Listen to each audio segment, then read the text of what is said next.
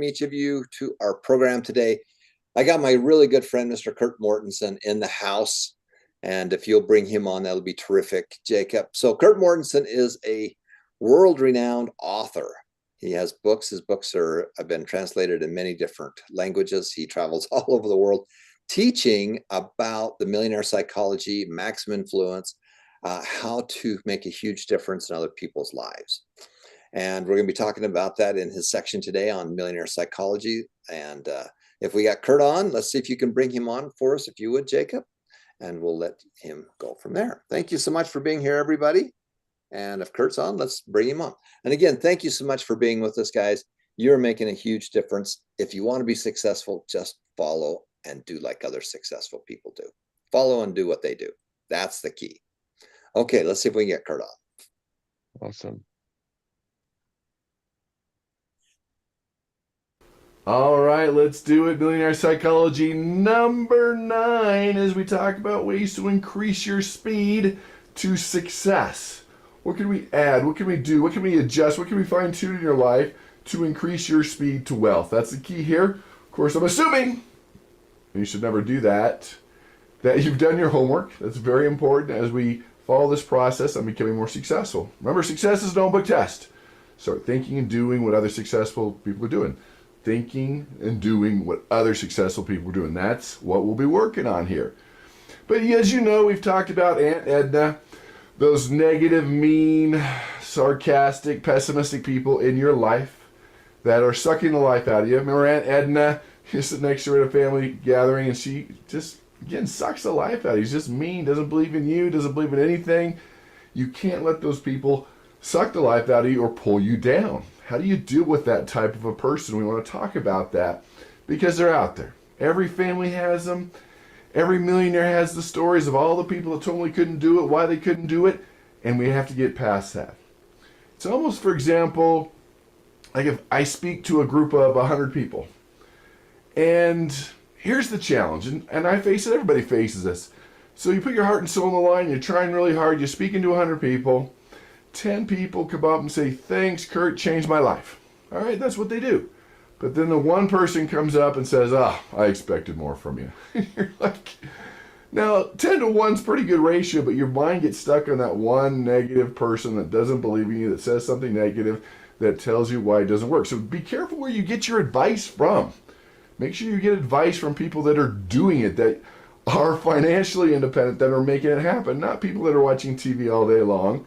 That's part of the process. And you gotta be very careful with, again, who you spend time with. I know some are family, and you have to spend a little time with them, but don't let them suck the life out of you. Just say, no, watch me. Watch me. Just in your mind, just say, watch me. That is the key. Because that's how people are.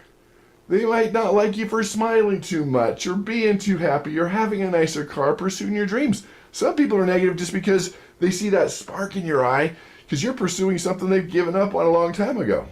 I'll give you a little example here. So, I grew up in California. I was visiting my parents for the holidays. It was Christmas. It was December time. And I had a little girl at the time, probably 4 years old, small, cute, petite little thing.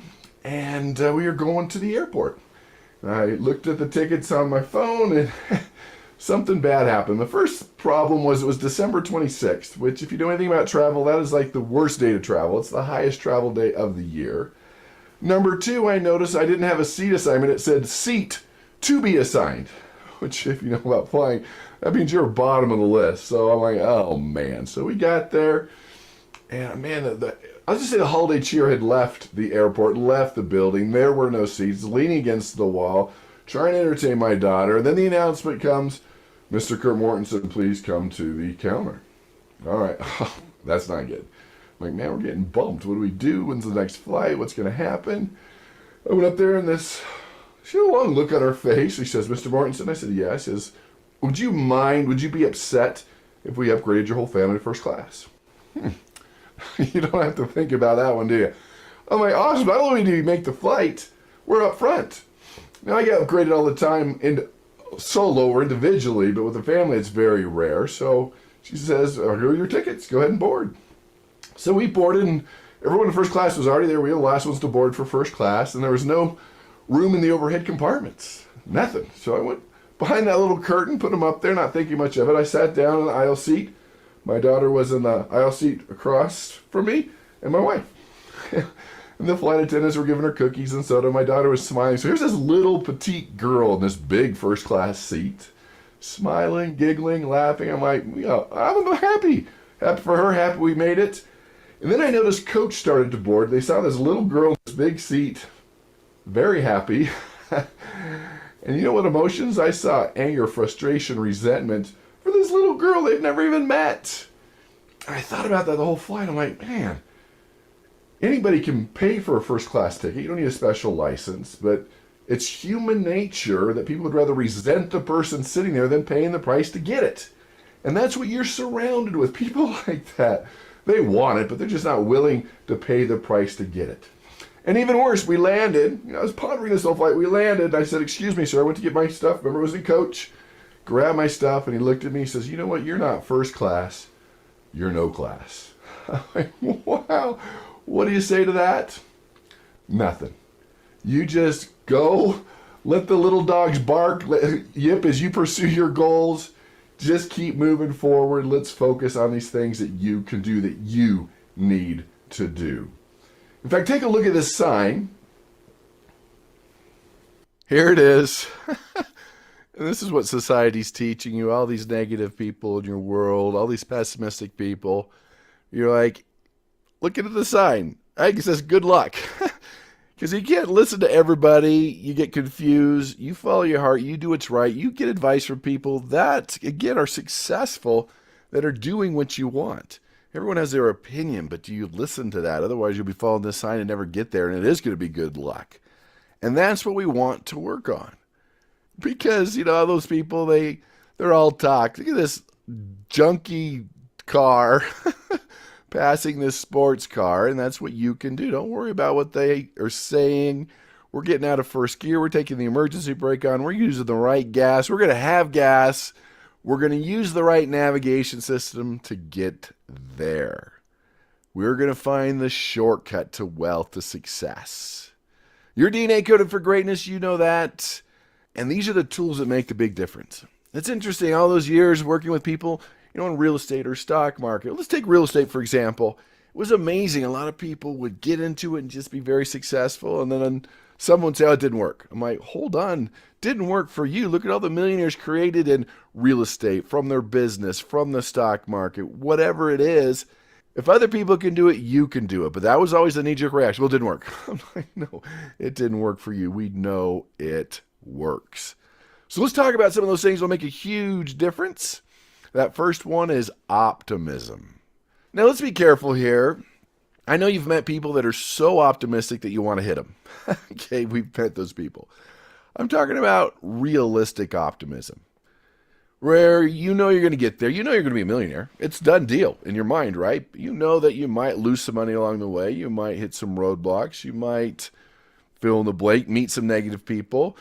But true good, you're going to get there. Again, but there'll be some challenges along the way. And I love what Winston Churchill said, a pessimist sees a difficulty in every opportunity. An optimist sees opportunity in every difficulty. And that's the big difference too. Challenges, life beats us up, right? We become more and more pessimistic and we surround ourselves with pessimistic people. No. In fact, it's amazing. I was researching this and looking at charismatic people, and optimism is part of that. You look at great, charismatic, influential leaders, they are more optimistic. The realistic. Not the world is great, everything's perfect. You're like, no, it's not perfect. Look, there's inflation, there's a war here, this is happening.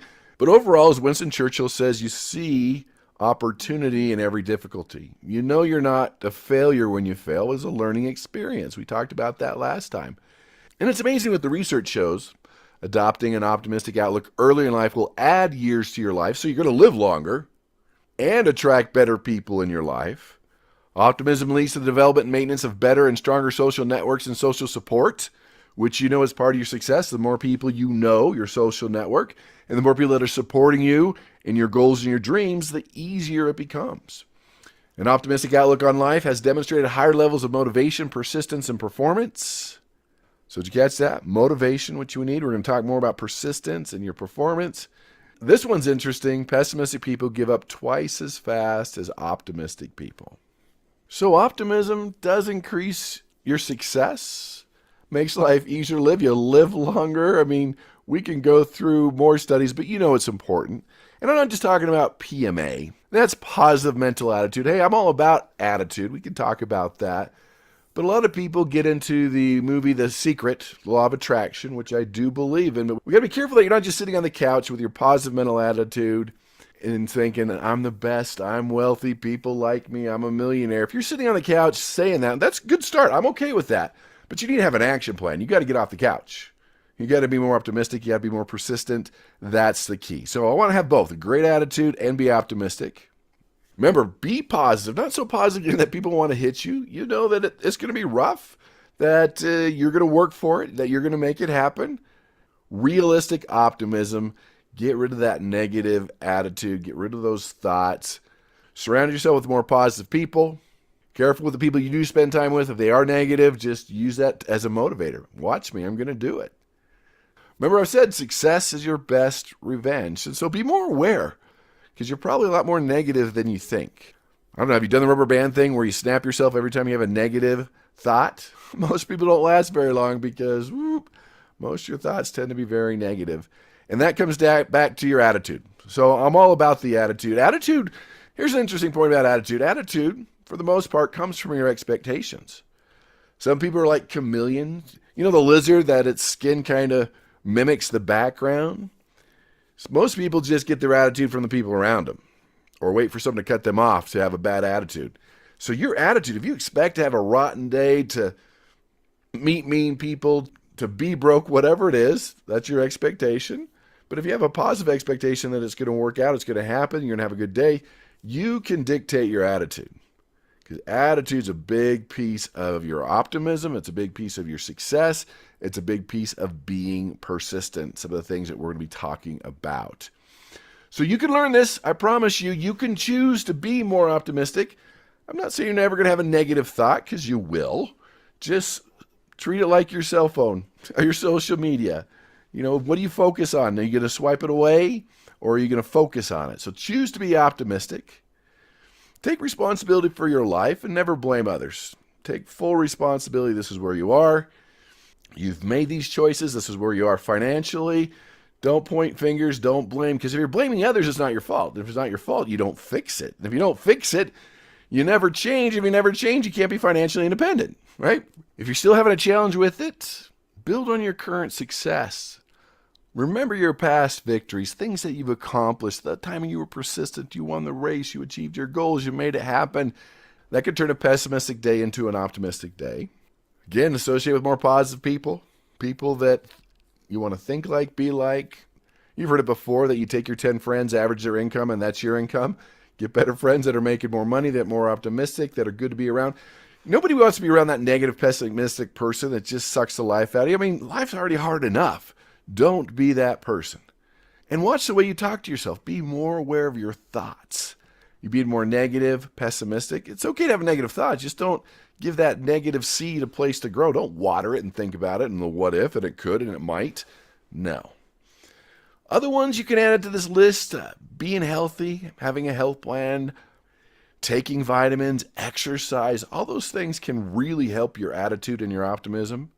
And then have a game plan. When you're in that negative, pessimistic mood, what can you do to quickly get into a more positive, optimistic mood? We've talked about willpower battery. What do you need to do to get back in the state? Is it thinking of your past victories? Is it hanging out with your loved ones? Is it watching something funny? Is it exercise, meditation, prayer? What is it? Is it reading your vision statement, looking at your vision board? You find something. So when you're feeling it, which we all do, quickly turn yourself around from a negative mood to a more positive mood. But again, that realistic optimism, because there are going to be bumps in the road. It doesn't matter where you start, how much debt you have now, what's going on. You've got this. There are plenty of people with half your intelligence, half your motivation, half your why, half your IQ, half your education, whatever it is, that have made it, have become financially independent. So it doesn't matter where you start. we have to get a little more optimistic, work on that attitude, and realize there's going to be bumps in the road. Because if you look at the mountain of financial independence, a lot of people are at the base of this mountain. They can see, if I get to the top, I'm going to be a multimillionaire. But most of the people at the base of the mountain, like, oh, what if it rains and I get wet and I get cold? What if I fall down and pull a muscle and skin my knee? What if I get tired and I need to rest? What if it's a lot of hard work? Who cares? If you know climbing that mountain is going to make you financially independent, it's going to make you wealthy, this shouldn't be on your brain. This is not what you're focused on. That means you're not committed. The people that are committed, like, okay, if it rains, I get a little wet, I fall down, okay, it hurts a little bit. If I get tired, I'll rest a bit. If it's hard work, yeah, it will be, but it will be worth it. Because all these things will happen.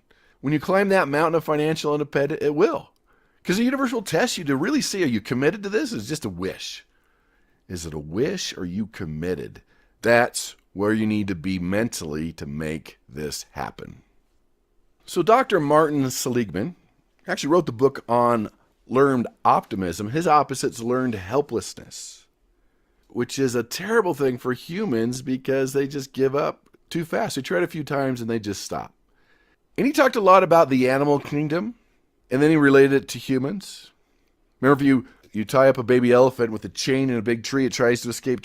By the time they're an adult elephant, you put a little string around their neck and tie it to a small tree. They could escape at any time. This is an elephant, but they just don't try. That's learned helplessness. Or back in the day where they would do experiments on animals and shock them. They would even shock humans. Anyway, a dog was restrained. A buzzer would go off and a shock would come. It was a harmless shock, but it was no fun. The dog tried to escape, and now they made it so the dog could escape at any time, but it would hear the tone, it would cringe, get the shock, it would never try to escape. Put fleas into a jar, right? Put the lid on, and fleas can jump 13 inches, but they jump up, hit the lid, and I'm sure no one would like that, so they just jump high enough so they don't hit the lid, right? Because that hurts. You take the lid off, they never escape, right? They've learned to be helpless. There's no way out. Make sure there's always an option. There's always a way. There's always going to be something you can do to increase your commitment level. The one, as Napoleon Hill talks about in Think and Grow Rich, that burning desire. Waking you up in the middle of the night, you know exactly what you want. There's no option. It doesn't matter what roadblocks you're going to face. It doesn't matter how high that mountain is to reach your financial independence. You're going to make it happen. And building this desire is like building physical strength, like building your muscles a little bit at a time, a little bit here, make it happen. Having that burning desire, having something to believe in, believing in yourself. It was Hans Self that said, the most stressful condition for a human being is not having something to believe in. And with burning desire, you just don't only believe it, it's burning inside you. That is the key to staying committed. That's a very important thing, to stay committed. Then, of course, trusting in yourself, having faith. You're trusting in the program, you're trusting in yourself, you have faith that's going to work out, you've seen other people do it, you've got to hold on to that. Having that belief and that faith, which will in turn increase your motivation. And then your EQ, your emotional mastery, you got to make sure your commitment to this is stronger than your moods. Remember that hike to the mountain of financial independence? When you're committed, I'm making it happen. It doesn't matter if I'm tired, it rains, I skin my knee, I pull a muscle, I'm making this happen. Because if you're in a bad mood, bad attitude, having a bad day, then it's easy to do that. But when your commitment's stronger than your mood, that is what we're looking for to truly increase your commitment level. So what are you committed to? Vince Lombardi, famous football coach, said the quality of your life will be determined by the depth of your commitment to excellence more than any other factor. If you're committed to get up at 6 a.m., take that cold shower, exercise, whatever it is, there's no option here. You're making it happen. We're not hitting the snooze on our alarm clock. We're getting up. Because when you fail to keep promises to yourself, it weakens your self-esteem. It hurts your commitment level. There's no option here. You're going to make this happen. And when we make and keep commitments, we make these little deposits.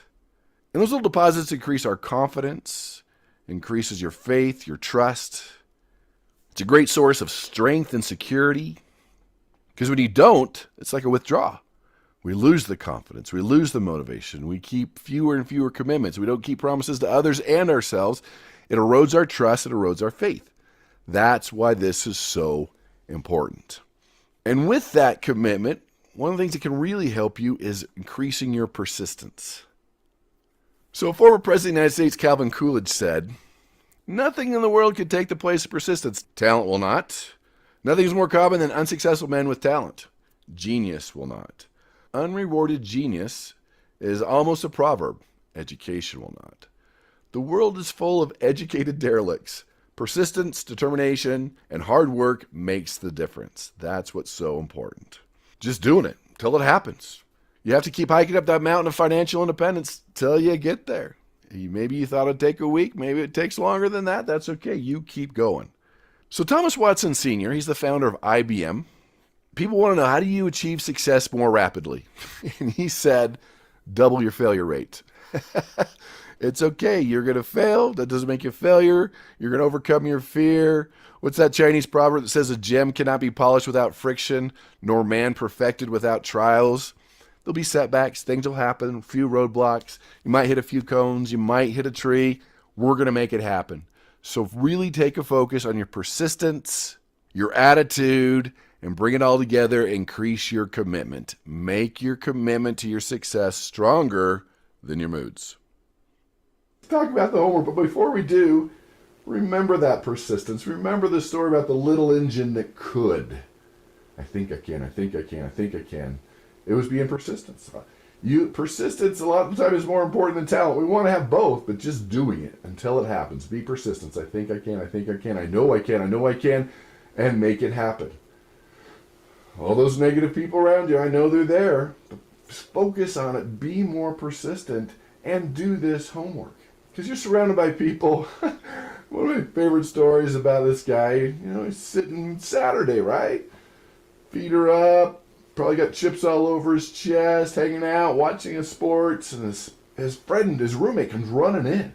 He's like, "Dude, hurry up, get ready. I just found a gold mine. A gold mine. We can get gold. We're going to be wealthy, we're rich." And his friend's sitting there on the couch, all comfy. He says, "Oh, how far is it? Is it a long hike?" He said, "It's a gold mine. Let's go." So is there Wi-Fi up there? How long is it going to take? Is it going to take the whole day? He's like, "It's a gold mine. Let's go." It's like, "I don't know. What do I need to bring?" He's like, "Get a jacket and shovel." He's like, "I don't have a shovel." "Well, buy one. It's a gold mine." He's like, "How much does shovels cost?" There's one thing after another. He's like, "It's a gold mine. Let's go." And that's who you're surrounded by.